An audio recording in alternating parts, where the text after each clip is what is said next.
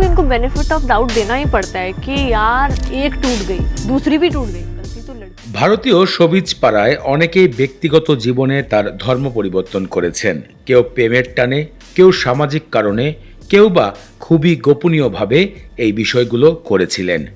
এর মধ্যে উল্লেখিত ভারতীয় টিভি সিরিয়ালের জনপ্রিয় মুখ চাহাত খান্না হিন্দু ধর্মের থেকে হঠাৎ করে ইসলাম ধর্ম গ্রহণ করেছিলেন। সাম্প্রতিক এই বিষয়টি নিয়ে তিনি খোলামেলা কথা বলেছেন একটি অনুষ্ঠানে।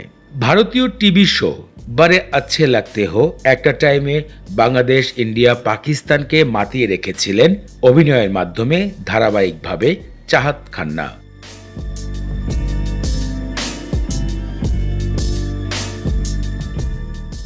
সাম্প্রতিক তিনি তার এক সোশ্যাল মিডিয়ার সাক্ষাৎকারে কথা বলেছিলেন ইসলাম গ্রহণের বিষয়ে তার কি মতামত ছিল। তিনি বলেন, অনেকেই ভাবেন বিবাহর কারণে হয়তো কোনো চাপ এসেছিল তার উপরে, তিনি ইসলাম ধর্ম গ্রহণ করবেন। কারণ 2013 সালে দ্বিতীয়বারের মতন ফারহান মির্জাকে বিবাহ করেন চাহাত খান্না, আর এরপরেই তিনি ইসলাম ধর্ম গ্রহণ করেন। তিনি তার সাক্ষাৎকারে বলেন তিনি ঈদ উদযাপন করেন এবং হিন্দু ধর্মের অনুষ্ঠানগুলো উদযাপন করে থাকেন। কোনো ধর্মকেই তিনি ছোট করেন না। তার নিজের সিদ্ধান্ত ছিল তিনি ইসলাম ধর্ম গ্রহণ করবেন এবং তা ভালো ভেবেই গ্রহণ করেছিলেন। চাহাত খান্না 2006 সালে ভারত নামক একজন ইন্ডিয়ান ব্যবসায়ীকে প্রথমবারের মতন বিবাহ করেন।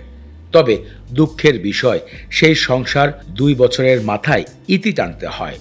এরপর দ্বিতীয় বিয়ে 2013 সালে ফারহান সাহেবকে করে ইসলাম ধর্ম গ্রহণ করে রীতিমতো নিজের জীবনকে নিয়েই ব্যস্ত রয়েছেন।